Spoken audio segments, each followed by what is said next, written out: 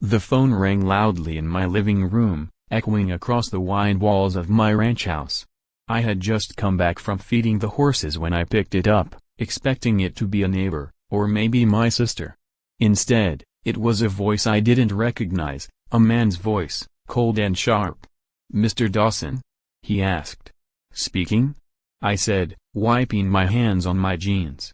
"This is Attorney Richard Hayes. I represent Mrs. Karen Whitmore.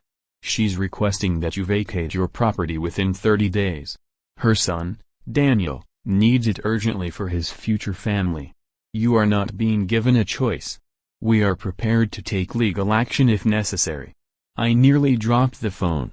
"Excuse me?" I said, thinking I heard wrong. "You heard me. Mrs. Whitmore's son is getting married next month. They have decided that your ranch is best suited for them. They expect you to move out peacefully, otherwise, we'll move to evict you." I stood there, stunned, staring at the dusty boots by my door, trying to understand if this was some sick joke. "My property isn't even in an HOA, I said slowly. "I own this land outright. According to Mrs. Whitmore, the original deeds are being reviewed, and she claims the land falls under their association rights. You will be hearing from us officially soon," he snapped before hanging up. I stood there with the dial tone buzzing in my ear.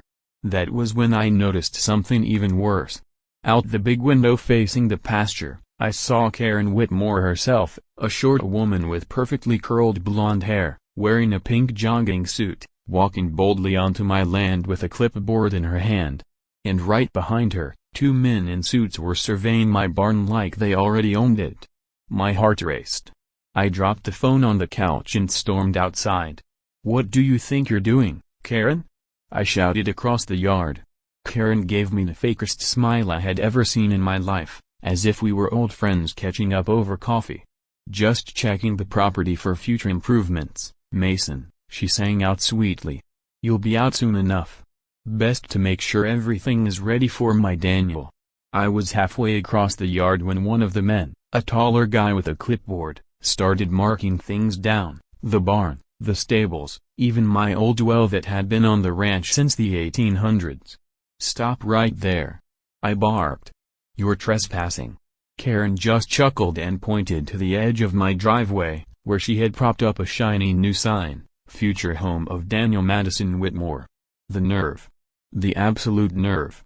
Before I could even think about what to do next, the shorter of the two men pulled a rolled-up blueprint from a leather bag and unrolled it right on the hood of his car, a full design for tearing down my barn and building a brand-new, modern mansion. I could hardly breathe. My vision was going red. Just then, a pickup truck I didn't recognize came rumbling up the driveway, and out hopped Daniel himself, a young man, maybe 28, with slicked back hair and a cocky grin, holding a sparkling engagement ring box in one hand. "Mason," he called out, like we were buddies. "Appreciate you clearing out for me, man. Madison and I owe you big time." I froze in my tracks. I had never agreed to give up my land. I hadn't signed anything, and I sure as heck wasn't going anywhere. But Daniel was walking up to me now, hand outstretched, like I was supposed to shake it and congratulate him. My hands balled into fists at my sides. I was about to tell him exactly where he could shove that ring box when Karen snapped her fingers loudly, and the two men in suits started walking toward my front door, looking like they were about to go inside without my permission. I sprinted toward the porch, heart pounding like a war drum, as Daniel and Karen shouted after me about new beginnings and building a family legacy. I didn't know it yet, but what happened next would set off a chain of events crazier than anything I had ever seen in my life. And it all started with the sound of my front door creaking open. I hit the porch steps two at a time, my boots thudding hard against the old wood. My heart felt like it would burst out of my chest. I didn't know if I was more angry or scared. All I knew was there were strangers opening my front door, my home, like they had the right. "Hey! Get away from my house!" I roared. The two suited men froze for a second, startled. One of them had his hand on the doorknob. He glanced at Karen, who waved him on with a smug little smirk, like she owned the place. "She doesn't own this house," I shouted at them. "You're trespassing." This is illegal. For you, a free like is easy. But for me, it is the greatest support and encouragement. For this video, can you give me 1 like and 1 subscription? Thank you very much. The shorter man mumbled something under his breath, something about surveying rights, but I didn't care. I reached the porch, yanked the front door shut with a loud bang, and planted myself firmly in front of it.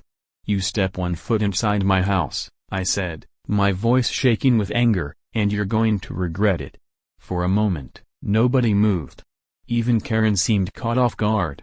Maybe she thought I would just roll over and take it. Not a chance. Daniel shrugged and said, "Come on, old man. Don't make this hard. We'll give you a week to pack your stuff." Hold on a sec. I stared at him, totally stunned. Was he for real? This wasn't some messed up dream, it was happening right here on my own property. My fists clenched so tight my knuckles went white. Every part of me screamed to kick them off my porch, but I knew better. One wrong move and they'd call the cops, twist the story, and somehow make it my fault. I took a deep breath and forced myself to chill out. "You've got 30 seconds, I said, my voice ice cold, to get off my land before I call the sheriff." Brenda gasped like I'd slapped her. "You wouldn't dare," she hissed. Kevin just laughed, pulling out his phone. "Go ahead. The sheriff's practically on our payroll anyway." That made my blood boil even hotter, a stack of lies on top of lies. But I didn't let it show. I pulled out my own phone and started dialing right in front of them. Brenda's smile wobbled. Kevin's laughter died in his throat. The 2 guys in suits shifted nervously. They weren't as cocky as they were acting.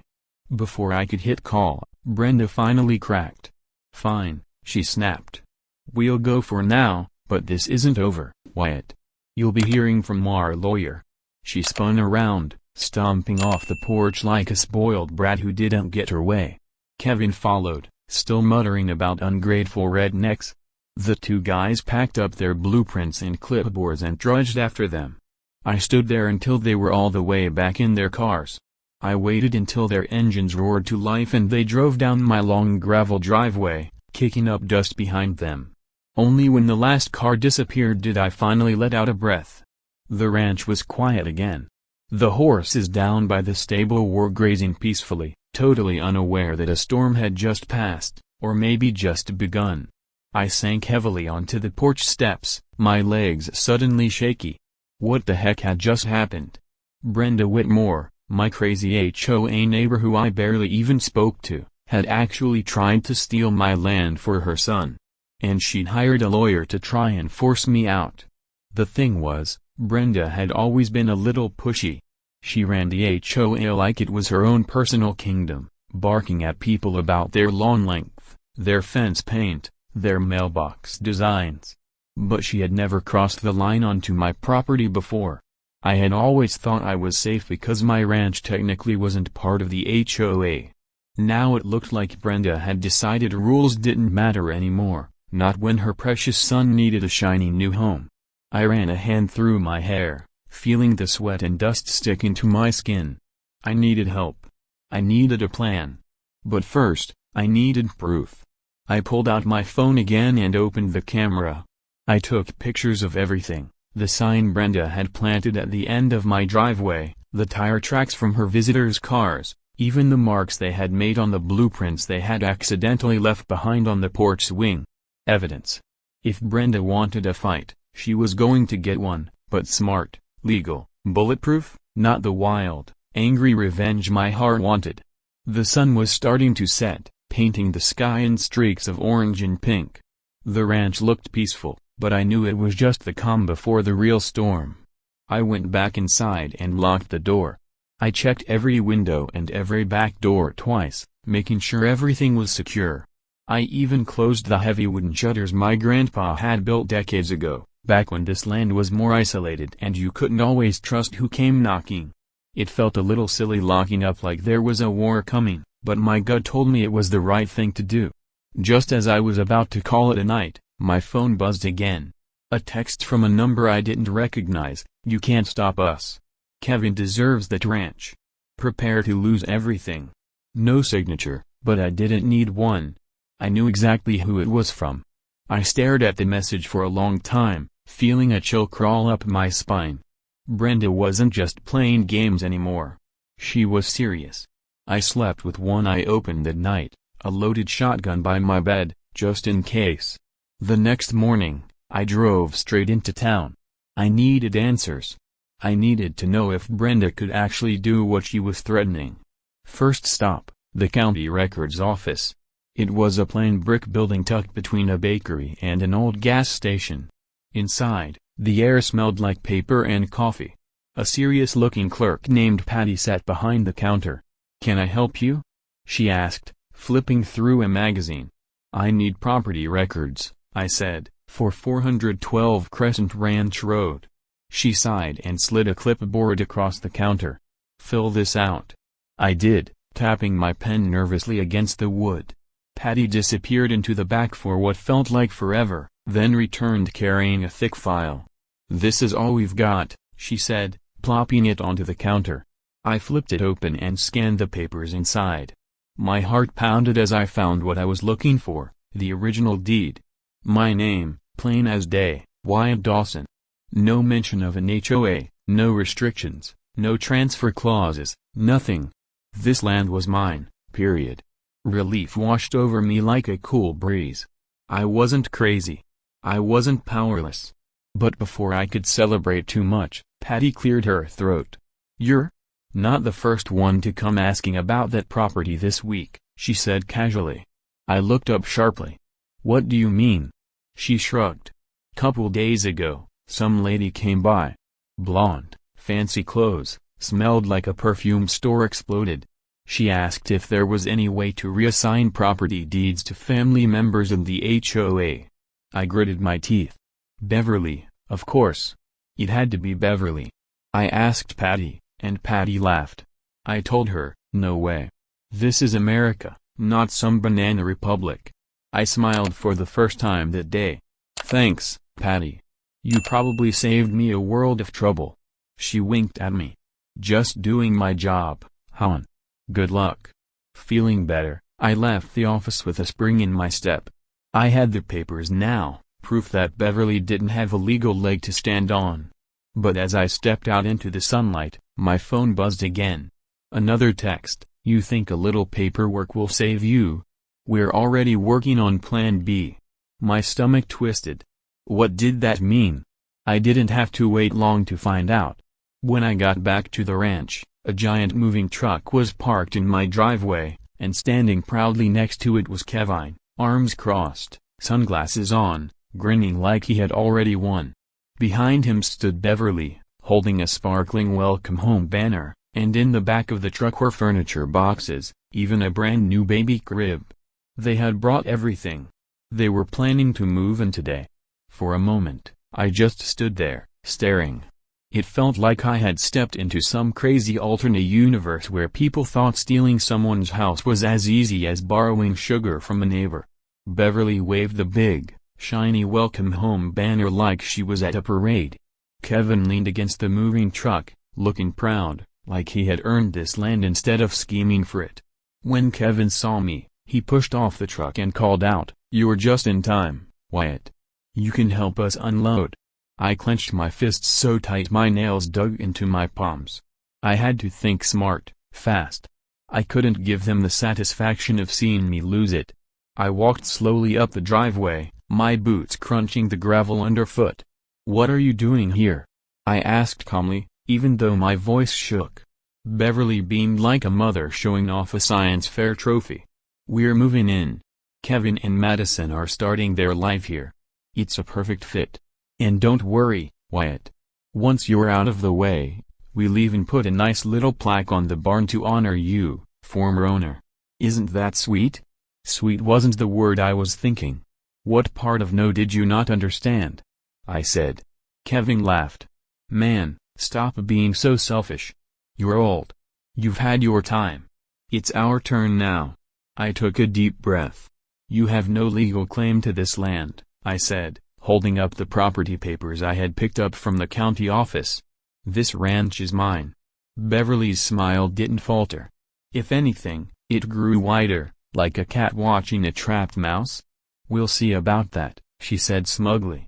You might own the dirt, Wyatt, but we control everything else: water rights, road access, power permits. You're going to find it very hard to live here when we turn all of that off. My blood ran cold. Could they actually do that?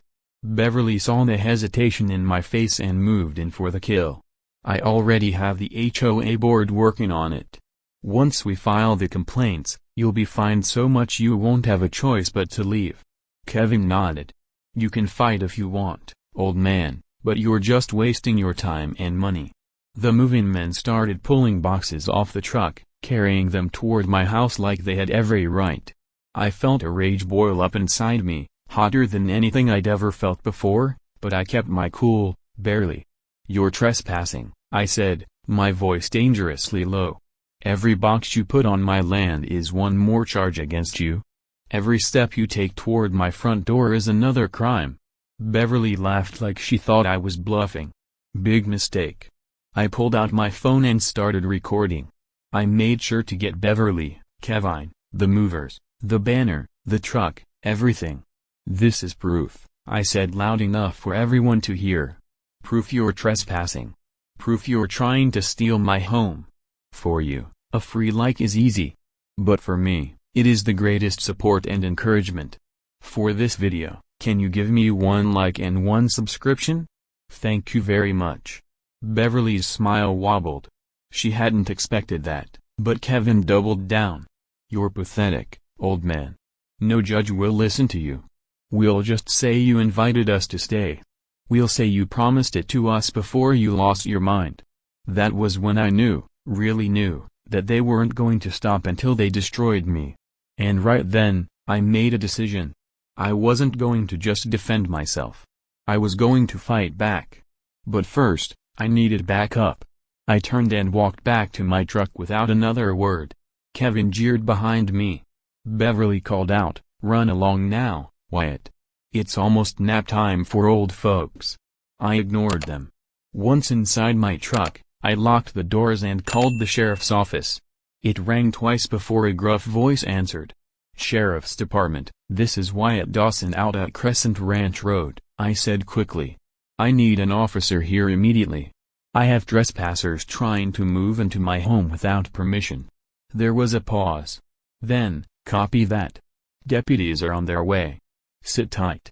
"All right, sir." I hung up and watched the movers carry a full-sized mattress toward my porch. Not for long, I thought grimly. Not for long.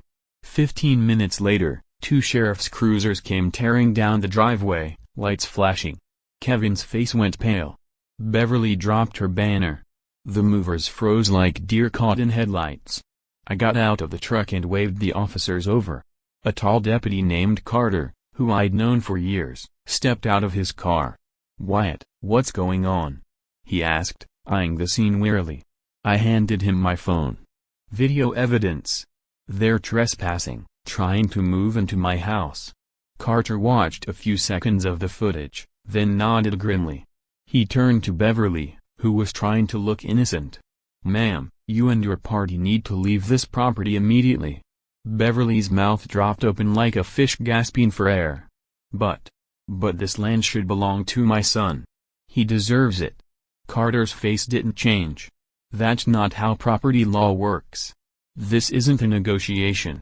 You're trespassing, and if you don't vacate now, you'll be arrested." Kevin looked like he wanted to argue, but one look at Carter's hand resting near his holster made him think better of it. The movers practically ran back to the truck, tossing boxes inside without any care. Beverly stomped her foot like a toddler. "This isn't fair. This isn't over." Carter walked toward her slowly. "It'll be over when you leave, ma'am.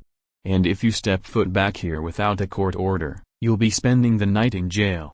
With one last glare at me, Beverly climbed into Kevin's truck. The moving van followed, and just like that, they were gone again, leaving behind a mess of tire tracks, broken dreams, and a battered "Welcome Home" banner flapping sadly in the dirt. I sagged against my truck, exhausted but relieved. Carter came over and clapped me on the shoulder. "You good, Wyatt?" I nodded. "For now." Thanks, Carter. He gave me a small smile. Don't let them scare you. You've got the law on your side. I know, I said, but something tells me they're not done yet. Carter's smile faded. Just keep your head up and call us if they try anything again. After he left, I spent the next few hours cleaning up the mess Beverly and her goons had left behind. It felt good taking back control, even if it was just sweeping my porch and gathering up the garbage they had dropped. But deep down, I knew the battle wasn't over. Beverly wasn't the kind of person to give up.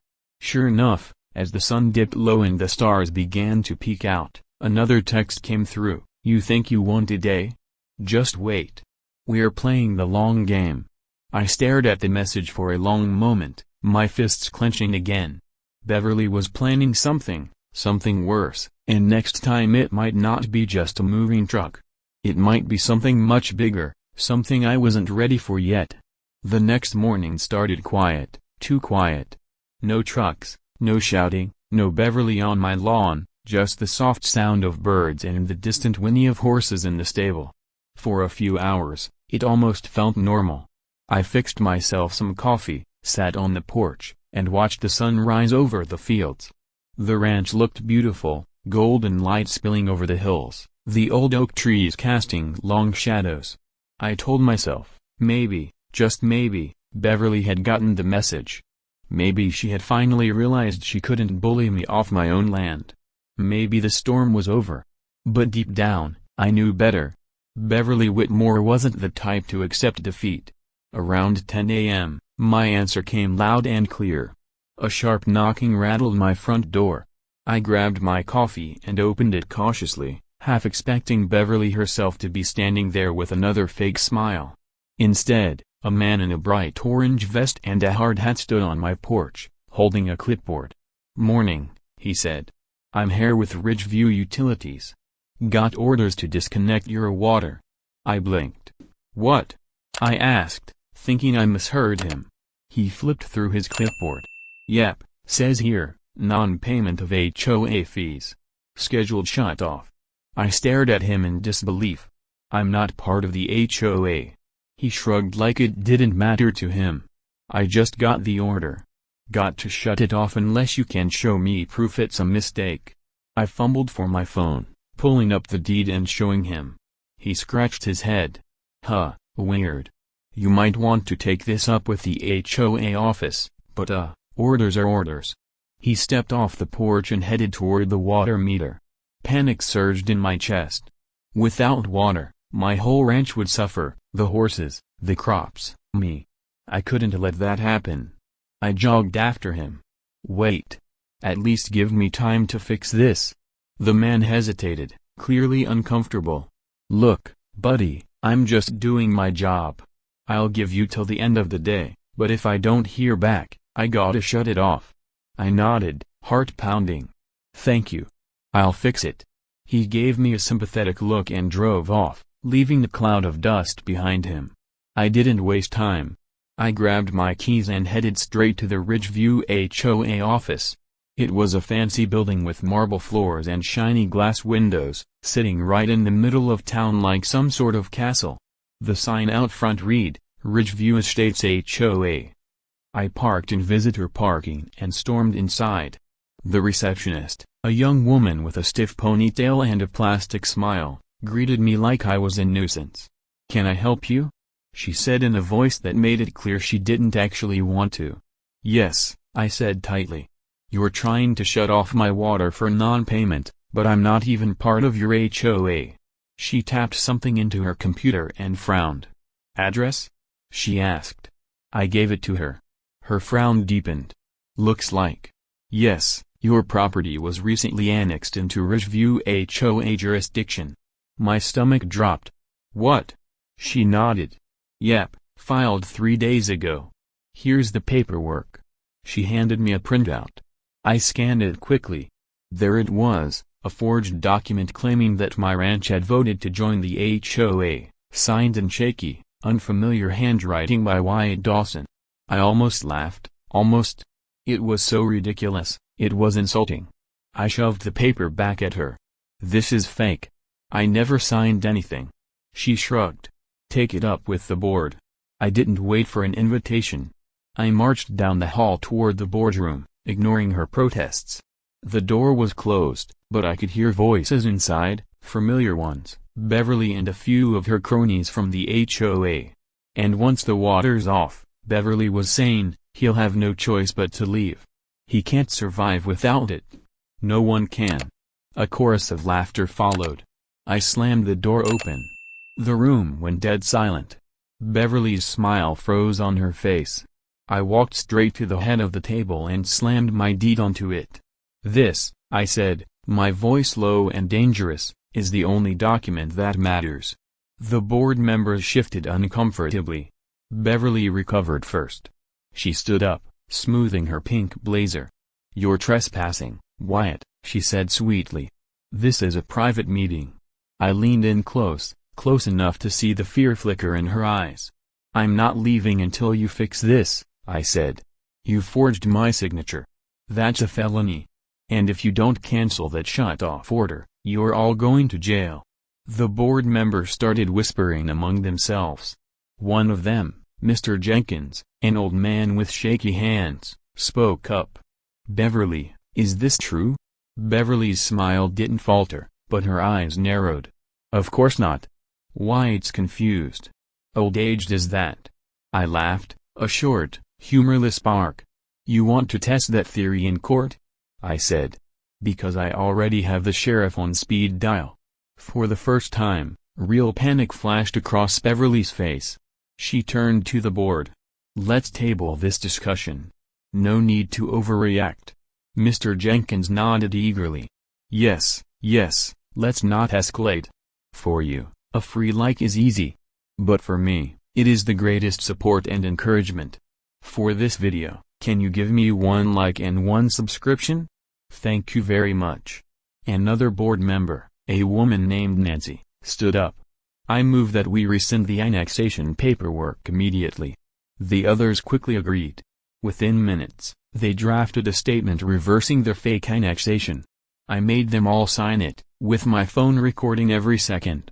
Beverly signed last, her hand trembling with rage. As I turned to leave, she hissed under her breath, "You'll regret this." I smiled coldly. "I already regret ever trusting you to stay in your own lane." When I got back to the ranch, I called Ridgeview Utilities. The same guy who had been ready to shut off my water answered. "All good, Mr. Dawson. Orders just came in. Your account's fine. No shut-off." Relief flooded through me. I had won, for now, but I knew it wasn't over. That night, as I sat on the porch watching the stars blink into life, another car pulled up my driveway. This time it wasn't Beverly or Kevin. It was a sheriff's cruiser. Deputy Carter got out, looking grim. "Wyatt," he said, "we have a problem." I stood up slowly. "What now?" He held out a piece of paper, an official court summons. Beverly had filed a lawsuit against me, claiming emotional distress, harassment, and illegally preventing the transfer of property rights to her family. It was laughable, but it was also real. I would have to go to court, spend time, spend money, fight a legal battle, exactly what Beverly wanted. Carter clapped me on the shoulder. "Don't worry. Anyone with eyes can see what's going on here. You'll win." But winning wasn't the point. Beverly didn't care about winning. She cared about wearing me down, exhausting me, breaking me. And looking at the thick stack of paperwork in Carter's hands, I realized she might just succeed if I wasn't careful. The court date came faster than I expected. 1 minute I was patching fences on the ranch, trying to live my life, and the next I was standing in the dusty lobby of the county courthouse, clutching a stack of legal papers and wondering how things had gotten so bad so quickly. I wore my best pair of jeans, a clean button-up shirt, and my old boots, polished to a shine. I wasn't going to show up looking like someone who didn't belong. I belonged on that ranch. I had every right to be there. The courtroom smelled like wood polish and old books. A heavy silence filled the air, broken only by the occasional squeak of leather shoes across the tiled floor. When I entered the courtroom, Beverly was already there, sitting at the plaintiff's table with Kevin beside her. Both of them were dressed like they were attending a movie premiere, Beverly in a bright red dress and Kevin, in a sharp gray suit that looked 2 sizes too small. Beverly shot me a smug look as I walked in. Kevin didn't even look up from his phone. Their lawyer, a short man with thick glasses, shuffled a pile of papers in front of him, his face twisted into a fake sympathetic smile. I ignored them all and found my seat at the defendant's table. The judge entered a few minutes later, a tall, no-nonsense woman with sharp eyes that missed nothing. "All rise," the bailiff called. We stood. "Be seated," she said briskly. She glanced down at the file in front of her, flipping through pages, then she looked up, fixing Beverly's lawyer with a pointed stare. "Mr. Davis, you're representing the plaintiff?" she asked. "Yes, Your Honor," the lawyer chirped. "And Mr. Dawson, you are representing yourself?" "Yes, ma'am," I said clearly. She nodded. "Very well, let's begin." Beverly's lawyer wasted no time. He stood, adjusting his tie, and launched into a dramatic speech about how poor Beverly had suffered emotional distress, how she had merely tried to secure a home for her beloved son, and how I had bullied and intimidated her, causing her to lose sleep, suffer anxiety, and even miss important social events. I almost laughed out loud. The way he told it, you'd think I had been sneaking onto Beverly's property at night, shaking her windows, and stealing her garden gnomes. Beverly sniffled loudly at all the right moments, dabbing at imaginary tears with a silk handkerchief. Kevin sat back in his chair, arms folded, a smirk playing on his lips. When it was my turn, I stood slowly and faced the judge. "Your Honor," I began, keeping my voice calm and steady, "I have lived on my ranch for 20 years. I bought it fair and square. It has never been part of the Ridgeview HOA. I have never signed any paperwork to change that. I pulled out copies of my deed, my property line maps, and the county's official record showing I was not under HOA jurisdiction. I placed them neatly on the evidence table. As for harassment," I said, looking Beverly straight in the eye, "I have video evidence, multiple recordings showing Mrs. Whitmore and her son trespassing, attempting to move into my home without permission, and falsely claiming ownership." The judge nodded, reviewing the documents carefully. Beverly's lawyer objected several times, claiming the evidence was unfair and taken out of context. The judge overruled him every time. Then came the videos. I had set up a slideshow on a USB stick, and one by one, the courtroom watched footage of Beverly stomping around my front yard, Kevin laughing about kicking the old man out, the moving truck unloading furniture onto my porch, and Beverly herself shouting orders at hired movers. By the time the last clip played, the judge's face was like stone. Beverly squirmed in her seat. Kevin looked pale. Their lawyer fumbled with his papers, muttering under his breath. The judge set down her pen and folded her hands. "I have seen enough," she said firmly. "Mrs. Whitmore, your behavior has been outrageous. You had no legal right to annex Mr. Dawson's property, forge documents, or attempt to forcibly remove him from his home." Beverly opened her mouth to argue, but the judge held up a hand to silence her. "This court finds in favor of the defendant, Mr. Wyatt Dawson. Case dismissed." Relief washed over me like a cool wave on a hot day. But the judge wasn't finished. She turned to me. "Mr. Dawson, if you wish to file a countersuit for damages, the court will hear it." I hadn't thought about that. Sue Beverly, drag her through what she had put me through. Part of me wanted to say yes, to make her pay for every sleepless night, every angry phone call, every insult. But then I looked at Beverly. She was slumped in her seat, beaten. Kevin was sitting there, hollow-eyed, no longer smirking. And for the first time, I didn't feel anger. I felt pity. Beverly had ruined herself trying to ruin me. "No, Your Honor," I said quietly. "I just want to go home." The judge smiled faintly. "A wise choice." She banged her gavel, and just like that, it was over. As I walked out of the courtroom, Beverly didn't even look at me. Kevin did, for a second. Something almost like regret flickered in his eyes, but then he looked away. Outside, the sun was shining, birds chirped, the world kept turning. I took a deep breath, feeling lighter than I had in months. I was free. The ranch was safe. At least, that's what I thought until I got home. There, sitting on my porch swing, was a man I had never seen before. He wore a crisp black suit and polished shoes. He stood when he saw me approach, extending a hand. "Wyatt Dawson?" he asked. I nodded wearily. "My name's Trevor Price. I'm a real estate developer. I've been trying to buy this ranch for a long time. Beverly Whitmore promised it to me once her son was settled." I stiffened. "Here we go again." "She was wrong," I said. "This land isn't for sale." Trevor smiled, all polished teeth and empty charm. "Everyone's got a price, Mr. Dawson. I'm prepared to offer you $500,000 cash." I stared at him. $500,000. It was more money than I had ever seen.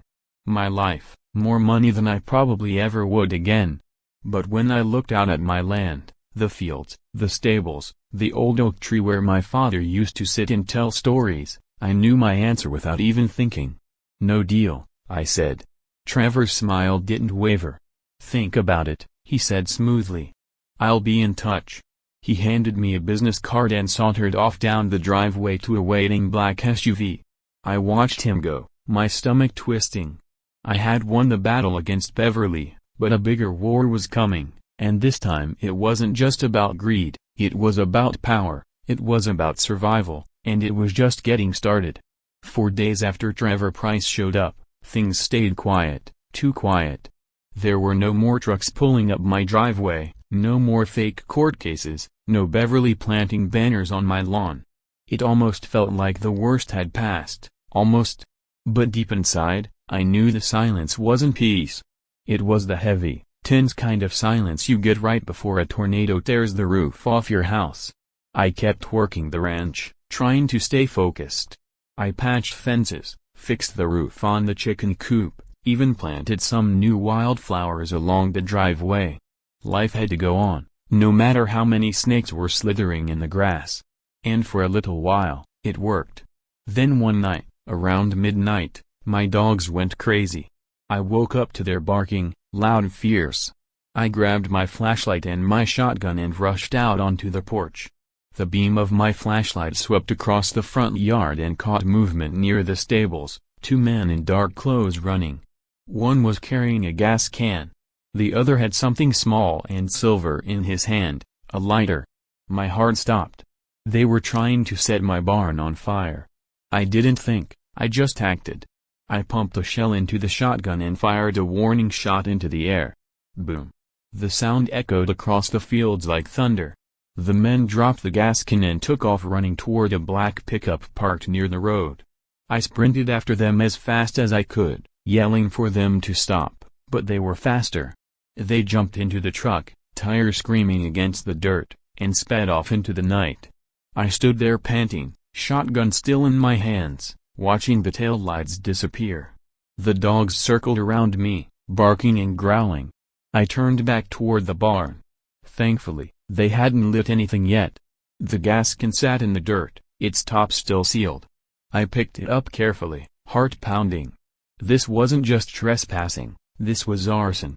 They had tried to destroy my home, and something deep and primal inside me snapped. I was done playing nice. I went back inside and called Deputy Carter. He answered on the second ring, his voice groggy. "Wyatt. What is it?" "Carter, they just tried to burn my barn down," I said tightly. Silence for a beat. Then, "I'm on my way." By the time Carter and another deputy arrived, I had photographs of the gas can, the tire tracks, and a short video from my security cameras showing the 2 men sneaking around the barn. Carter whistled low when he saw the footage. "Looks like you've made some powerful enemies," he said grimly. "I don't care who they are," I said. "I'm not backing down." Carter clapped me on the shoulder. "Good, because they're playing dirty now." He took the gas can as evidence and promised to pull prints off it. Before he left, he gave me some advice: start locking everything, double lock it, install more cameras, maybe even get a few more dogs. Whoever's behind this isn't going to stop easy. For you, a free like is easy. But for me, it is the greatest support and encouragement. For this video, can you give me one like and one subscription? Thank you very much. I nodded. I already knew. The next day, I installed 4 new cameras around the property, high, hidden, and with night vision. I reinforced the barn doors with steel bars. I even bought 2 more guard dogs from a breeder in town, big, mean-looking German shepherds named Duke and Shadow. If they wanted a fight, they were going to get one. For a few days, things stayed quiet again. No strange cars, no mysterious men, no more fires. I started to believe maybe I had scared them off. But Trevor Price wasn't done yet. A week later, a letter arrived by certified mail. It was from Ridgeview County. Inside was a notice of eminent domain. Trevor had convinced the county to declare my ranch needed for public development, a fancy way of saying they could steal my land if they claimed it was for the greater good. And guess who was listed as the proposed buyer? Trevor Price Enterprises. I felt sick. Eminent domain was supposed to be used for highways or schools, not luxury resorts. But money talks, and Trevor clearly had a lot of it. I drove straight to the county office, stormed in, and demanded a meeting with the director of land management, a wiry man named Mr. Hargrove who looked like he hadn't seen sunlight in 10 years. "This is illegal," I said, slapping the notice onto his desk. He adjusted his glasses, peering at me like I was a minor inconvenience. "Sir, the county has determined that Crescent Ranch is the ideal location for future housing development. You'll be compensated fairly." I leaned over his desk, my hands planted firmly. "This is my home, my family's history, my life. And you're selling it to a developer who—" Hargrove had the nerve to smile. "Prove it." I stared at him, rage and helplessness warring inside me. They didn't care. They didn't care about right or wrong. They cared about money, and Trevor was waving a lot of it around. When I got back home, I sat on the porch swing and stared out at the land I loved so much. The rolling hills, the stables, the creek winding through the fields, all of it under threat. All of it could be gone unless I fought back harder than ever before. I spent the next 2 days gathering everything I had, photos, videos, police reports, historical records showing how long the ranch had been in my family. I even found old newspaper articles about my grandpa building the stables by hand after World War II. I created a file so thick it barely fit into a binder, and then I took it to the only place that could stop Trevor Price, the local news station. The reporter's name was Abby Collins, a tough young woman with a sharp mind and a reputation for taking down bullies. I laid it all out for her: Beverly's fake HOA games, the lawsuit, the arson attempt, the eminent domain scam. By the time I finished talking, Abby's eyes were blazing. "This is going to make one heck of a story," she said. 2 days later, it was. "Local rancher battles corrupt developer and land grab scandal," the headline screamed. The news report went viral. People across the county, heck, across the whole state, were outraged. They flooded the county office with angry calls and emails. They showed up at town hall meetings, waving signs and chanting, "Save Crescent Ranch." They shouted, "Protect our land." Suddenly, the county officials who had been so ready to sell me out were sweating bullets. And Trevor Price. He went into full damage control mode. He tried to spin it, saying he was bringing progress to the area. Nobody bought it. His office was bombarded with protesters.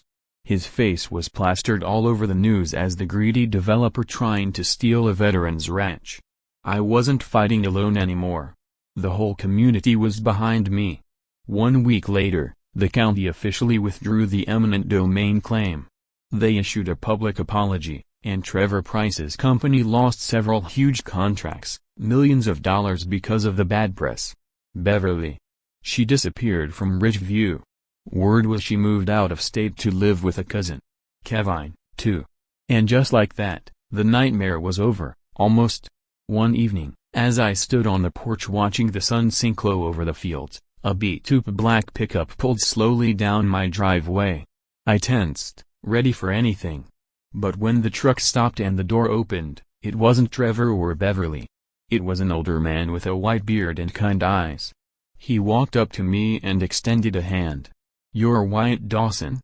he asked. I nodded. "My name's Earl. I owned a hardware store in town. My granddaddy used to tell me stories about your grandpa. Good man, hard worker. Just wanted to say we're glad you stood your ground." He pressed something into my hand, a small medal. It was a simple thing, bronze, worn, but the words on it hit me straight in the chest, "For courage and honor."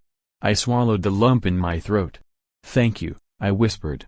He tipped his hat and drove off into the sunset. I stood there a long time after he left, turning the medal over and over in my hand. The ranch was safe. The battle was over. But the fight for what mattered, for what was right, would never really end. And that was okay, because now I knew no one could take from you what you're willing to stand and fight for, not a lawyer, not a developer, not even a whole crooked system. And I would fight for Crescent Ranch for as long as it took. A few months had passed since the battle over my land ended. Things had finally gone back to normal, or as close to normal as they could be after everything that happened. The town had rallied around me. People I barely knew would wave at me when I passed by or stop me in the grocery store to say, "Good job," or, "You showed them what it means to stand your ground." They even invited me to speak at a local town hall about property rights and small-town pride, me, a simple rancher standing in front of a crowd like some kind of hero. But I didn't feel like one. I had fought because I had no choice. I just wanted to be left alone to live my life in peace. That's all I ever wanted. Still, I was grateful. Things were quiet now.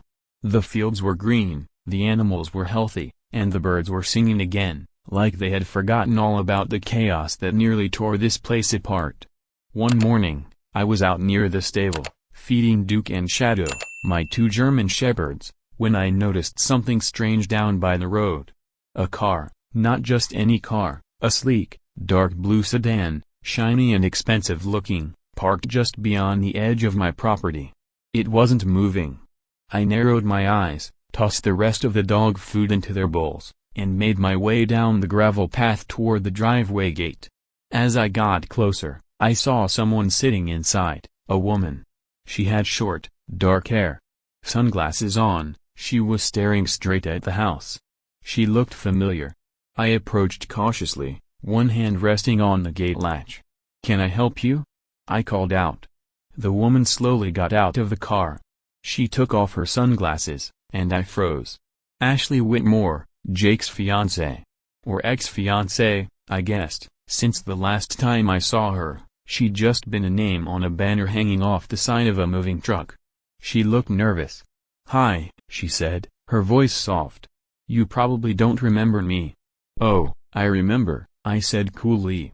She nodded, biting her lip. "I deserve that.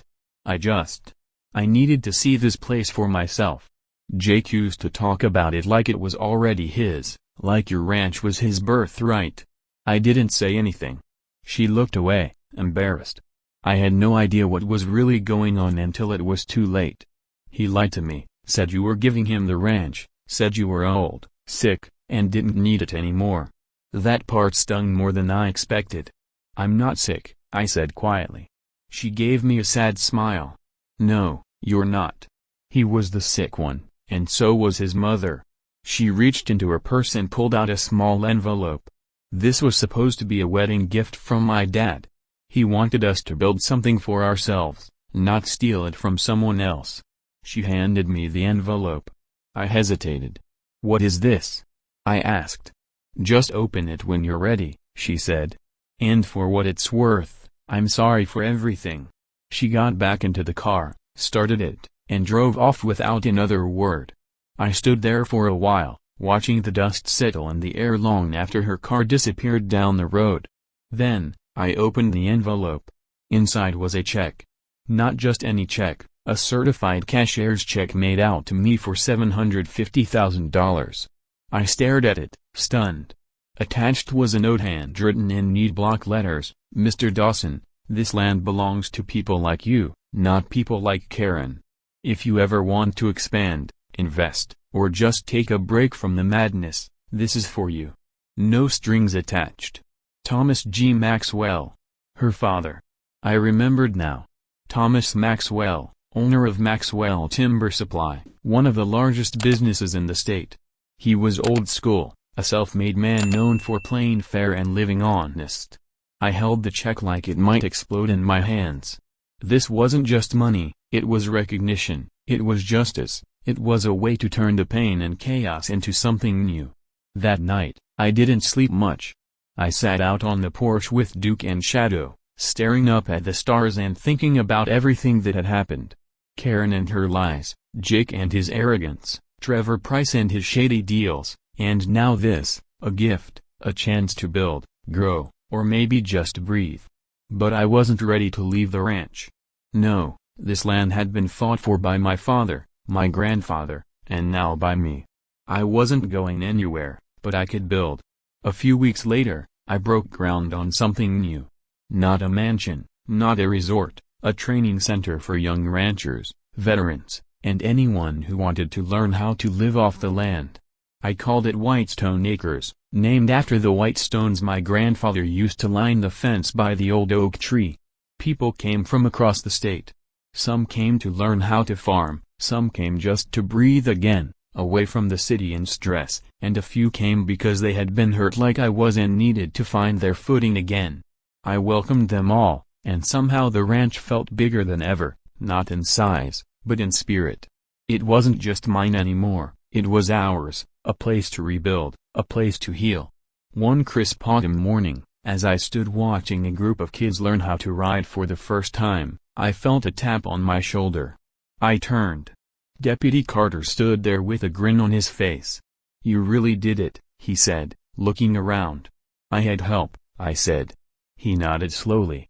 "You know, I heard Trevor Price lost everything. Contracts gone, blacklisted in 3 counties. Good," I said. "And Karen?" I smiled. "No one's seen her since she tried to sue the mayor of Scottsdale for stealing her sunshine." We both laughed. Then Carter looked serious. "Proud of you, Mason." That meant more than he knew. As he walked off, I looked out over the land one more time. The wind stirred the tall grass, horses galloped in the distance, laughter echoed from the training paddock. This was home. This was legacy, not just what you inherit, but what you protect, what you fight for. And no matter who came knocking next, I was ready.